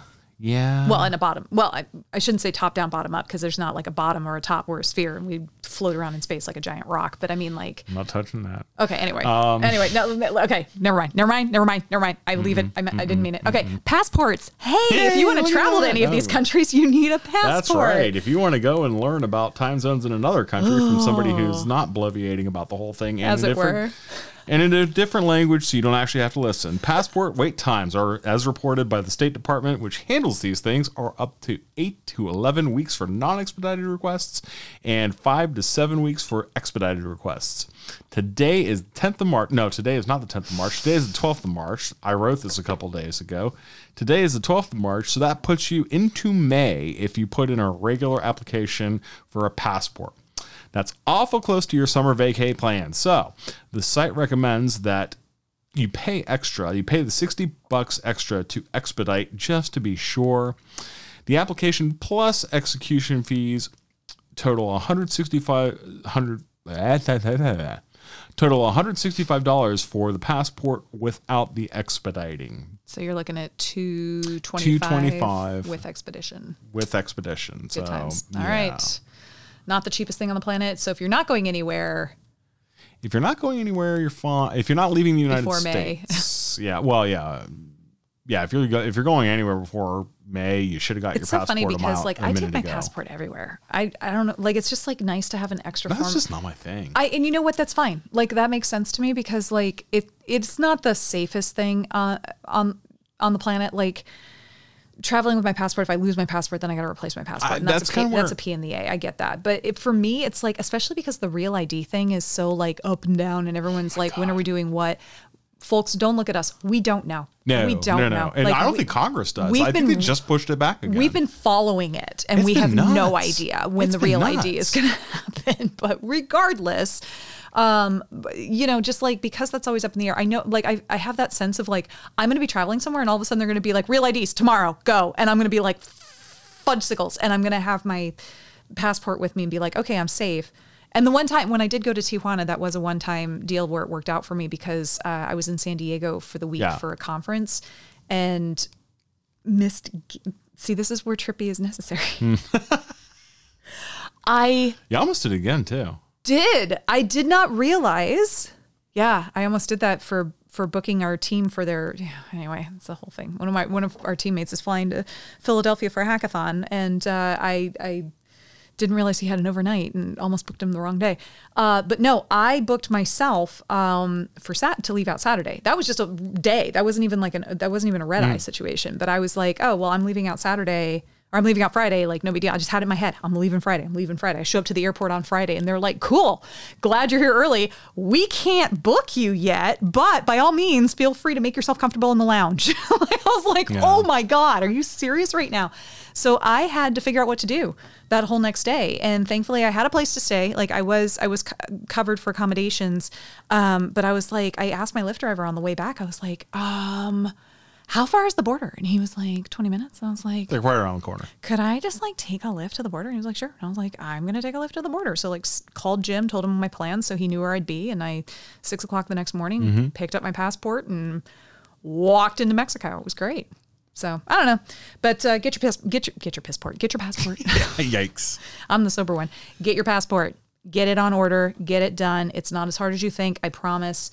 They're actually making it easier. Like turning in your photo and all that stuff is much easier now than it used to. Because you used to have to go to like Walgreens and stuff. I think now they'll accept pictures that you take with your phone as long as you have a solid background. I want to double check certain this colors. because I remember Kelly was just telling us about this. So our CTO was telling us that he was having to do this, and he was like, "Yeah, as long as I just had a photo with a blank background." We should ask him how that went. I would be interested to learn because I remember I think I tried that trick and they were like, "Get out of here with that." Go Walgreens. But that was before they started doing that regularly. I don't know. Anyway, okay. Last little bit of news that we just wanted to throw in here that we thought was kind of fun. Travel and Leisure, as we commonly reference, has a really great article on. Jumping on this one for me. I am. No, well, because you did the last one. Okay. So we're doing. Oh wait, I did. Did I? Yeah. Yeah. Oh. 3 things that flight attendants recommend you should never eat or drink on an airplane. And we found this one interesting because of it's not, I mean, yes, there's one sanitary thing, right? So they say like anything water, like tap water specifically from the plane. Read the article to find out why. I'm not going to get into it here, but that includes things like coffee and tea. So things that are brewed with the water, they do not recommend. So stay away from tap water, get yourself a bottled water, get yourself some water in the airport, even better. And I mean, like bring a water with you and like use like, some of them have like Philly just installed, the bottle fillers with like the filtered water and all that fun stuff. So do that. That's the way better approach, they say. But that's really the one like sanitary thing. The rest of the things that they talk about have to do with like bloat and gas and sodium intake.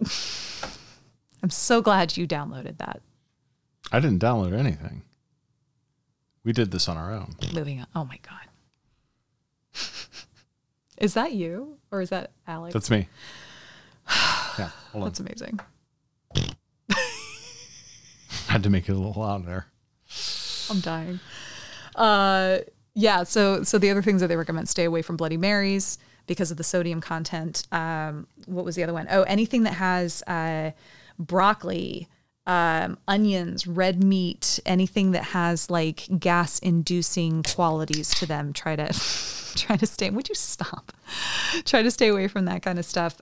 It just helps alleviate any kind of bloat or gas that you have that you're already going to get when you fly, right? Like you think about the difference in air pressure and the effect that it has on your body. That is going to cause you to bloat, and it can make the clothes that you're wearing uncomfortable. It can make the things that you're doing uncomfortable. It can make your fellow passengers uncomfortable when you're sitting there going, "Oh my God." I had to. The sodium intake is important as well because you want to prevent dehydration, not unlike drinking a bunch of beers in the middle of the afternoon on a Sunday. I would do that. And there you have it. Now, I think that like one of the interesting things about this article, like honestly, the biggest thing for me, okay, a point on Bloody Marys. I love them. You can't see a Bloody Mary and not want a Bloody Mary. Oh my God, Bloody Marys are delicious. I know there are Bloody Mary haters out there, and I feel for you, but like I am a Bloody Mary fan, and it's the big. I mean, thanks in no small part to that one on the split screen here, but yeah. So the thing is, you're gonna get it out of a can at 35,000 feet, and like that's not a good place to get a Bloody Mary. Like it's going to taste so much better when somebody else. You realize that that's just the V8, right? Look, the point is, if you're on the ground and you're at even if you're at a freaking airport bar, you're probably going to get a better Bloody Mary than you would on the plane. Not wrong. Seriously. All right, so there you have it.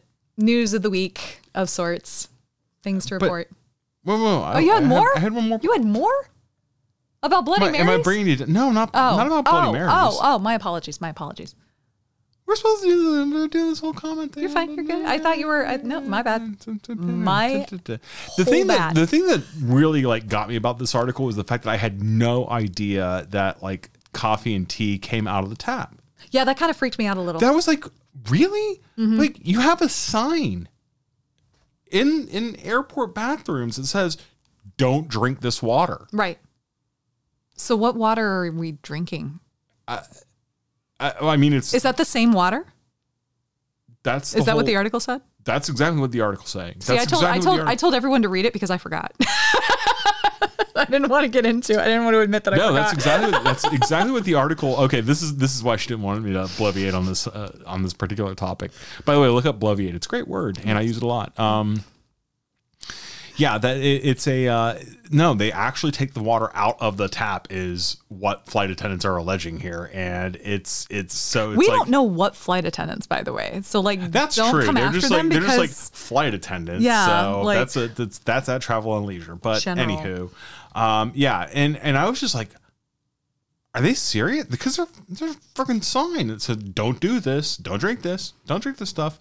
And I actually read the article that was linked to it about why you're not supposed to do that. And there are all sorts like the water tanks in there, they're just not sanitized terribly often is the problem. And so you can get all sorts of, there can be all sorts of like just grossness in these airplane water tanks. So it's like, listen to the warnings.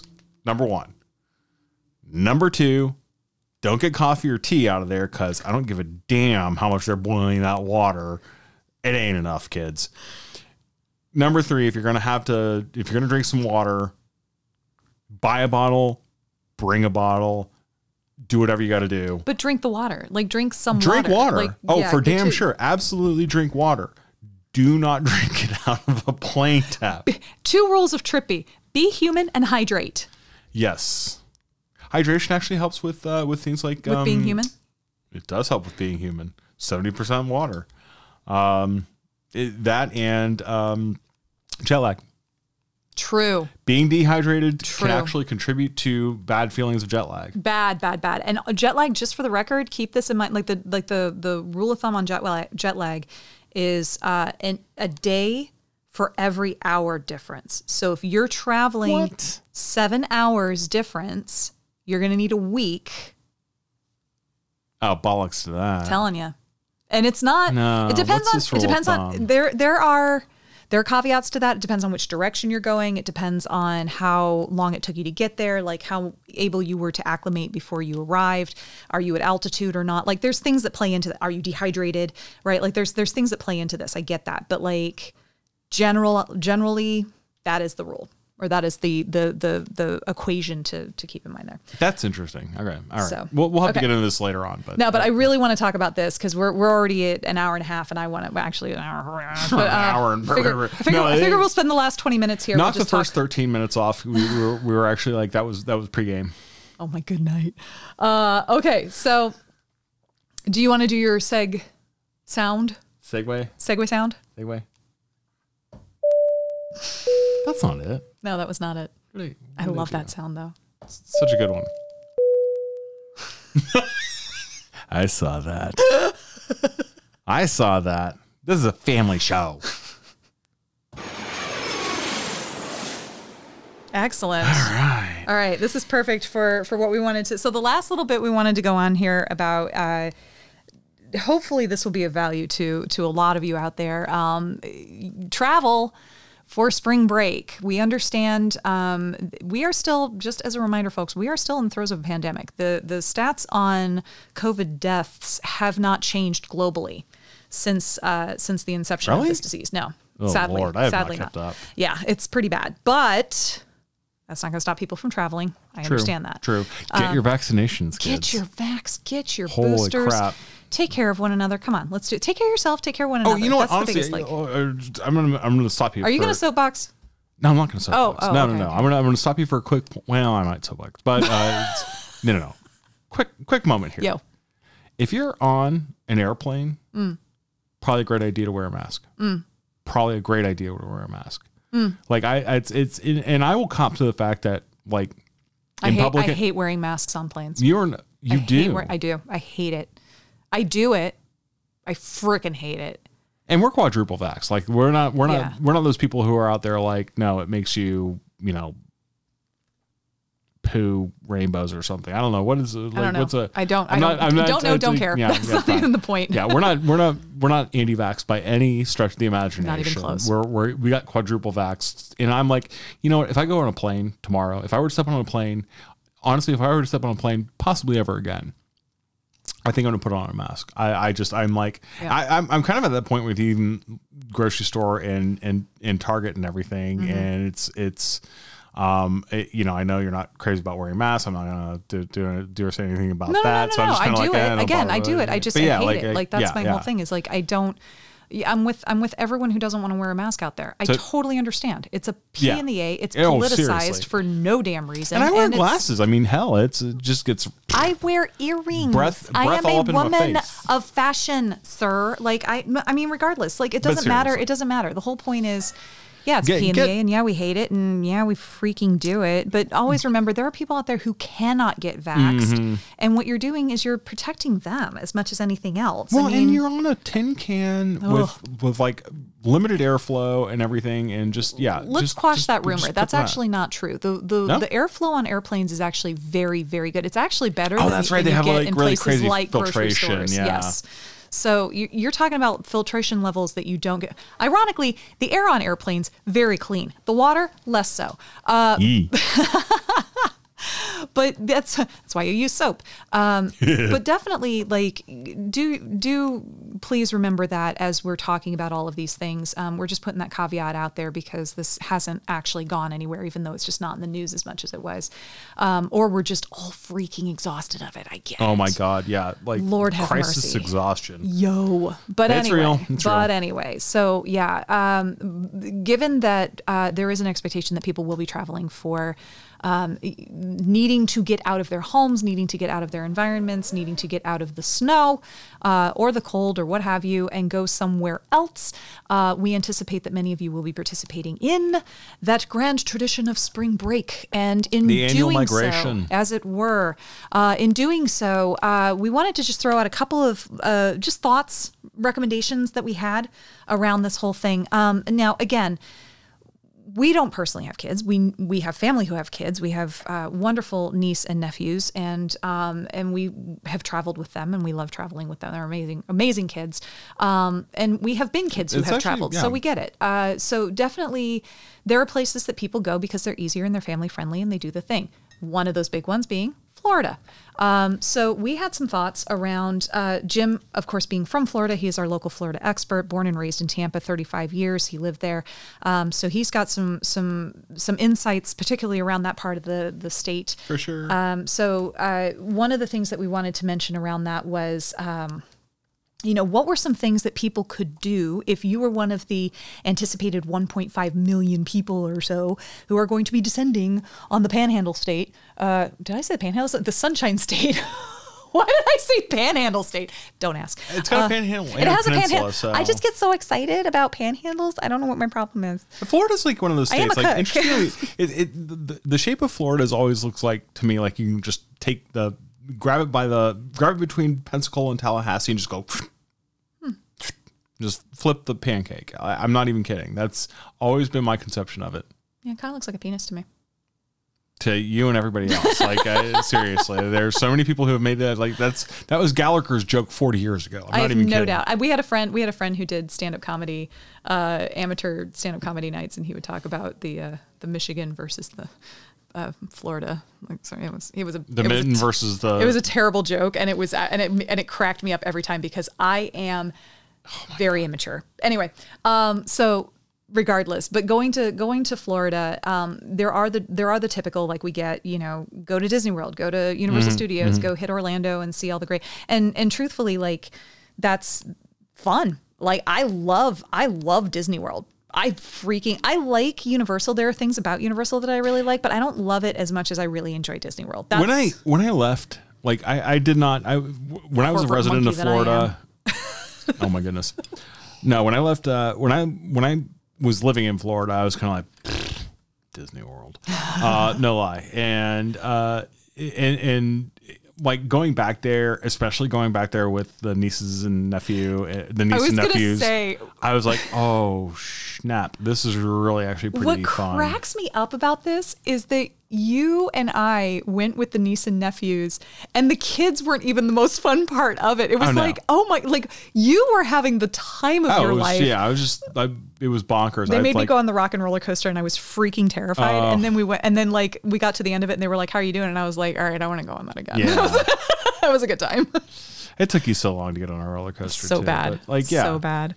But anyway, so the theme parks are great. The theme parks have their place and they are a good time. They are going to be crowded. You just have to expect that. They are a chore unto themselves because you have to take the stroller, you got to take the snacks, you got to take the food, you got to take everything, right? All the things. And they can get expensive really, really fast. And we get that. So we were thinking like, there's some other things that Florida has to offer. And maybe you don't make it there this time around, but if you think about going next year, this could be some things that you could consider doing. Like if you happen to be in the Orlando area, you could pretty easily drive down to Tampa and go see Busch Gardens, which is another great theme park that has some really fun rides. Got a zoo too. I mean, I think they actually had to do a pretty decent marketing rework a few years ago, thanks to the fact that it was the African themed. Originally Busch Gardens, but I know, and I'm like, I'm thinking about it, and I'm like, yeah, that their slogan from the 1980s hasn't come up in a very long time. But it's actually very cool and a fun experience. And they have a zoo facilities on the campus itself, and so it's kind of half theme park, half zoo. And I think it's actually one of those zoos that's well regarded as opposed to one that's like animal welfare is at this place. No, it's not the case. Not the case at Busch Gardens. No, there's Busch Gardens conservation efforts. Yeah, they have. Yeah, they're actually pretty legit when it comes to. I remember going there when I was 12, in like the mid 90s, and it was. I mean, I will say it was a lot of walking. That was the one thing about it. So from an accessibility perspective, like my grandparents had a bit of a difficult time walking around, but no, it's a big park.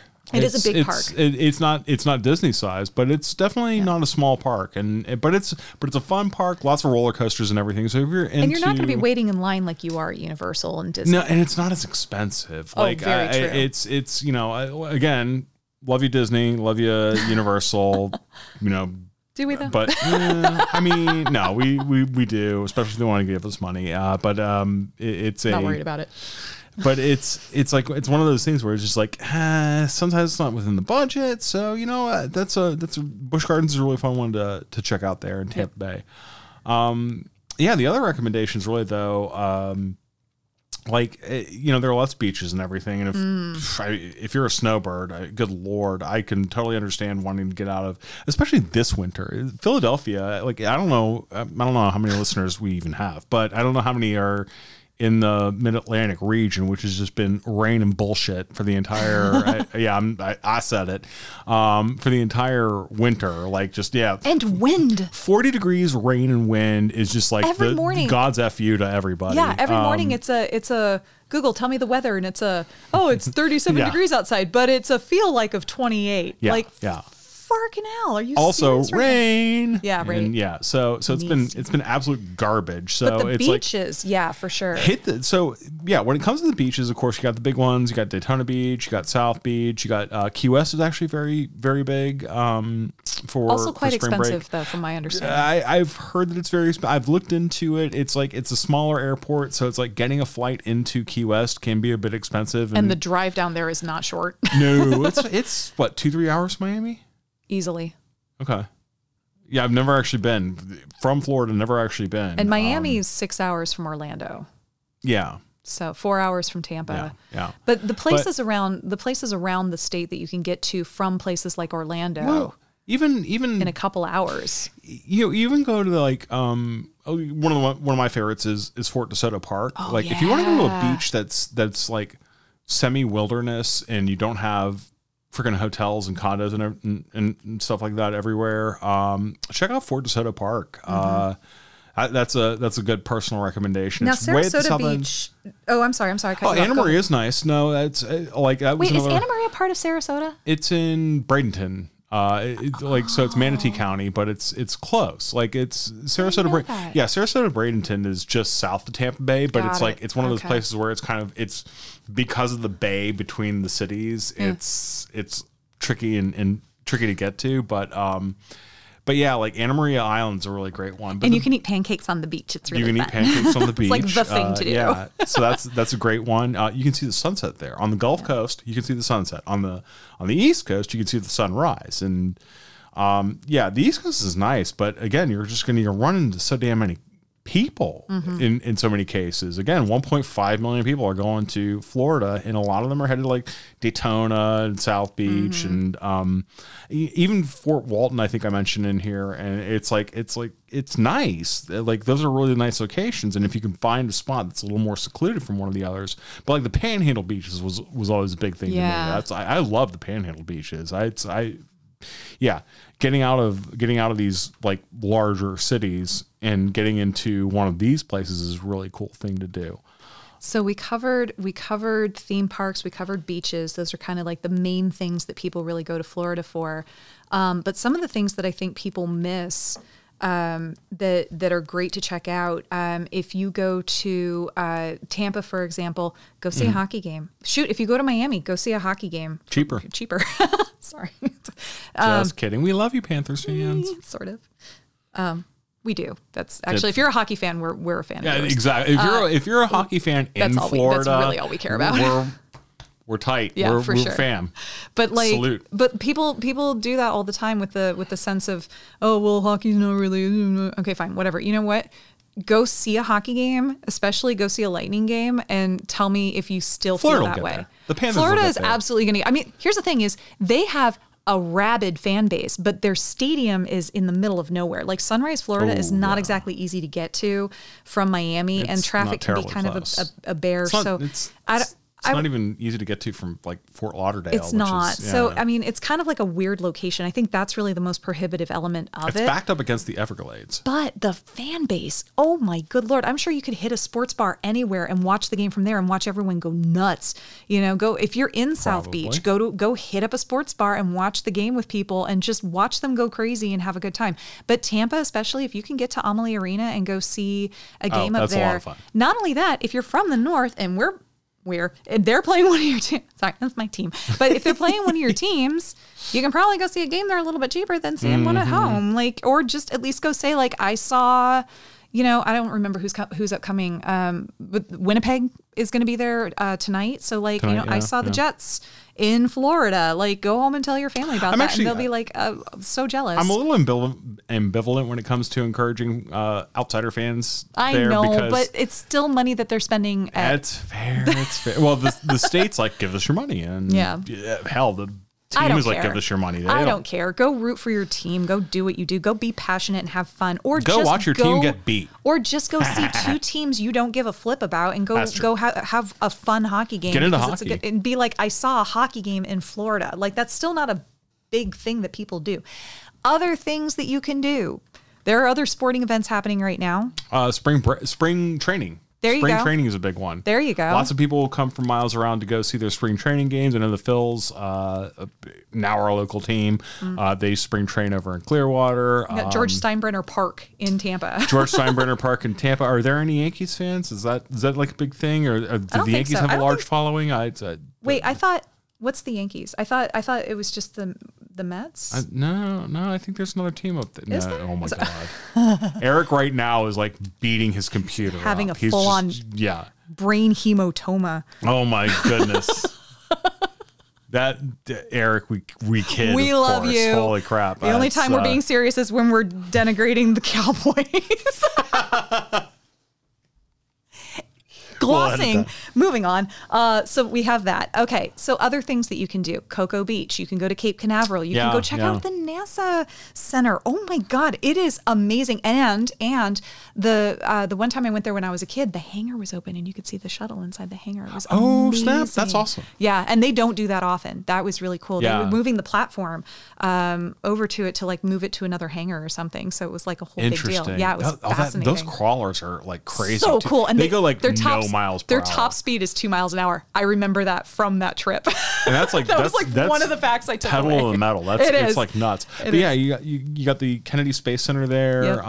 and like and you can watch launches. So there's Cocoa always Beach, Daytona Beach. yeah, there's always stuff happening. So if you pay attention to the schedule and see if there's any launches happening, especially if you can catch a night launch. Oh yeah, doesn't matter what's going up. It's insanely cool to watch. Highly recommend. But to Jim's point, you got a beach right there too. So it's not just NASA. You can go hang out at the beach, and it's a typical like beach town. Yeah. Like you have like the big super centers where you can buy your towels and your boogie boards and all that fun stuff. And then you've got like the fun little like cabanas and you're going to get overcharged for stuff because it's tourist season. It's fine. Just, go enjoy some small business. Ron John's actually located. Ron John is absolutely located there because I bought a Ron John sweatshirt while I was there and I loved it. It was my favorite sweatshirt for years, but then it was yellow. Huge Ron John shop. Spilled all kinds of things all over it and I was like, I'm done. Yeah. But yeah, like I actually said Daytona Beach is a really good one for that. Like, again, you're going to hit the crowds, but if you want to escape the crowds, you can go from Daytona hour and a half down to NASA, Kennedy Space Center. You can also go another hour and a half up the coast to St. Augustine, which is I was saving the best for last. Yeah, one of Adelaide's favorite spots. It's amazing. The longest continuously settled European settlement in the Americas. Yes. Yeah. Good clarification. Thank you. Yeah. No, let's be clear on this. It was settled by colonizers. Well, I don't even know if they were colonizers back then. It was 1594 is the date of establishment. Okay. I think that's right. But there is some really fascinating stuff. So here's what I love about St. Augustine. I love the layout of the area. It's very walkable. Let me rephrase that. It's very traversable. So if you are otherly able, there are other ways to get around as well, where it's not necessary for you to have to walk everywhere. And they do close off streets and such, so it's fairly easy to get around. Now, I will say that like some of the sidewalks are a bit narrow, and they can have some uprooted trees and things like that. So do be cognizant.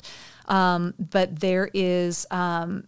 there's just a beautiful space to be in. It is a seaside resort town of sorts without having that seaside resort feel to it. My computer just logged out on me again. Darn it. Thought I was doing so well. Oh, there we go. Okay. Phew. But yeah, so it's got that really beautiful seaside resort town sense to it, but it's very chillaxed. So instead of having like that hustle and bustle and everyone's like constantly like partying and getting nuts and all that fun stuff, it's not like that. It's very sit outside, smoke a cigar, people watch, drink a rum and Coke and just like enjoy the water and watch the sailboats. It's got a beautiful lighthouse and one of my favorite historical buildings in the United States. It is the Fort of St. Augustine. It is a large, when was this made? Like pre-colonial fort that was built out of coquina, which if you're unfamiliar with coquina, and I'm a rock hound, so I love this stuff.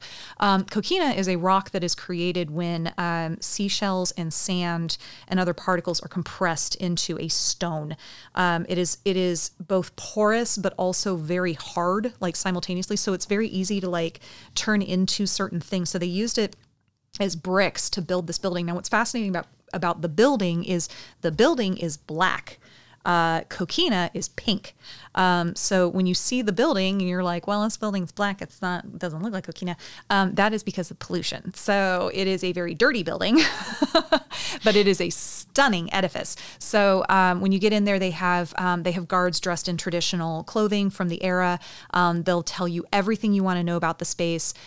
You can see really beautiful vistas of like, I don't know what my hair is doing right here. I'm going to fix that real quick. Things like that bother me and then I can't focus. But you can see just like the waters, you can see people fishing, you can see people driving, you can see just all kinds of cool stuff. It's just really beautiful. There's great golf out that direction. There's great fishing, as I just mentioned, out that direction, which also means there's great seafood out that direction, which I'm a seafood eater insofar as when I see food, I eat it.